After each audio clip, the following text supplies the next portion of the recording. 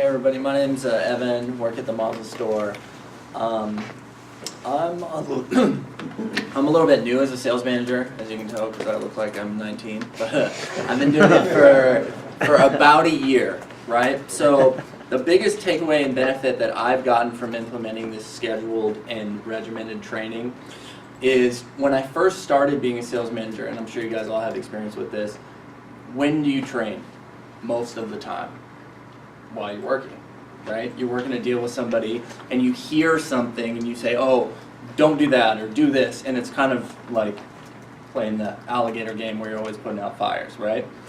So what are all the things that you don't hear that you never get an opportunity to train on because you're only doing that in the points of contact you have with the salespeople, right?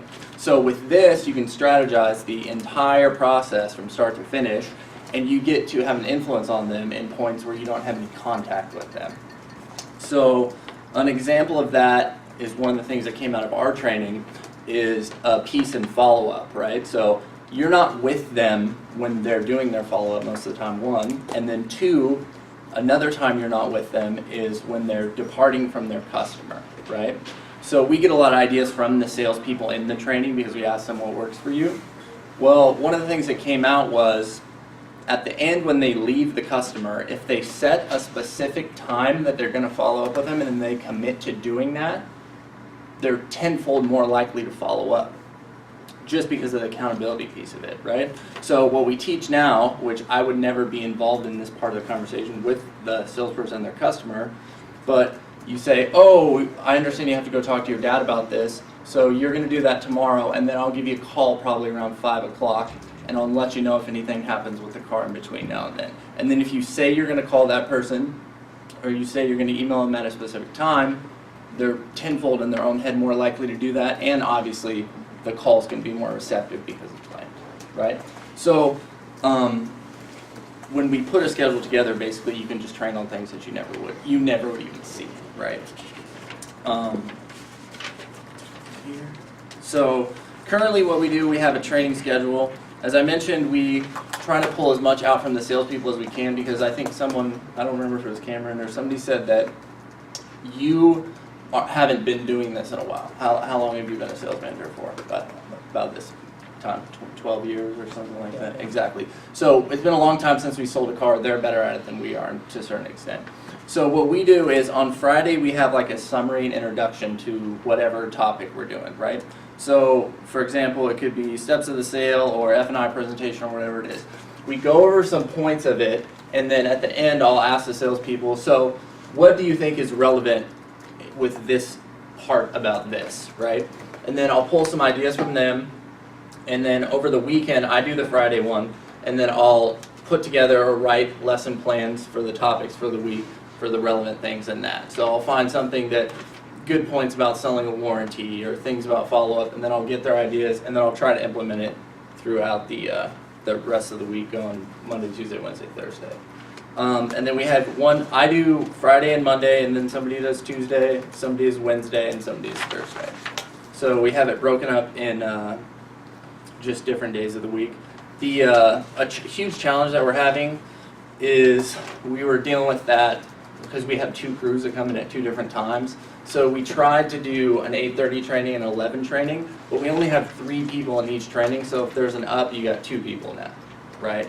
So we switched to do it at 11 o'clock, and that's working a little bit better, because if you don't have one person, it's not as big of a deal, right?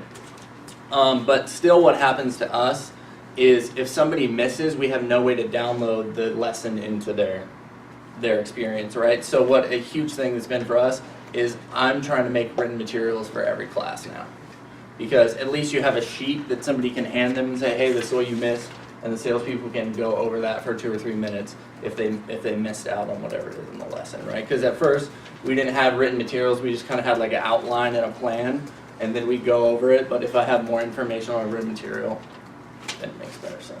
So that's it, that's all I got. Good job. Any questions? Can you download those written materials into the Dropbox so we can see them? Yeah. Sometimes it's really hard to like author that stuff. And Yeah, so I it's can do it. skills I to write do it, and that. it's kind of long and a little pedantic, but yeah, I can. Well, even that- So if you Yeah, could, that's if you take whatever you have and you forward it on to me, because I can also take it then and I'll break it into subjects, so that our goal here as we make this D-University is that within the Dropbox, that we'll have by subject material. So it's like, hey, you're a sales manager, and next week, just like you're talking about, we want to train on this subject. So I take a quick look, here's what I got in the GE manual, but gosh, I really love what it is that the CJDRF store came up with. And, yeah, you can't forget the F. And so then they can print that up and you can have it. So it would minimize the amount of prep. And over time, I hope that this thing grows so that we just have more and more materials, and I'll proofread and make sure that, I mean, there's no spelling errors on anything. That's all right, I never know. Hey, I got a question, is that Yeah. part of the mechanical technical part? Yeah, the spell check part, What yeah. the hell's a Dropbox? So when you determine what your subject matter is or what you're gonna print out, what are you basing that off of? for the most Well, part? that's, you guys have probably experienced this too, and it's kind of like what Lewis alluded to about how if you're the one that's driving all the training, it doesn't work as well, right? Sure. So right now, I put like a general outline in the summary when I present it on Friday, and then I take just everything I hear and I kind of decide for myself, like a dictator, what I think is the best, right? And then I'll dictate down the line what people train the rest of the week for it. But if I can integrate the other manager, like what I want to do is I want to have a meeting on Friday after I do the training, so we all sit down and I say, this is what came up. Or we could even, since we're all there, is we could do a group training on Friday, which I think would be the very, very best. And then the managers can sit there and we can get ideas, and then we could all come up with what we want to train on, and then I could just put it together. I think that would, so thanks for that, because you got me to. Yeah, I mean, also, I mean, we're side by side on store, so I mean, I'll sometimes step in to get ideas from Evan, because that's kind of his forte, is finding what the salesperson wants to know. I mean, I don't know if you want to give that one that you have yesterday as an example, but that was fantastic. But yeah, I mean, this is... All kinds of stuff comes up, like, if you train and you talk to the salespeople and you have that group concept, there's just these little gems that get pulled out. Like one thing that Zach, and he's one of the best F&I people I think in the company just mentally, but if you're in the F&I sales process, when warranties get kicked most of the time, the customer will say something like, I just don't want that.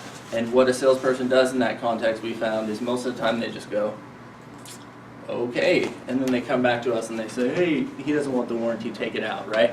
So just one phrase that came out of all us doing this is, oh, so you don't want the warranty because your payment, you want your payment to be around $300 a month or whatever it is. So the best situation would be if we could get you to that payment with that stuff, right?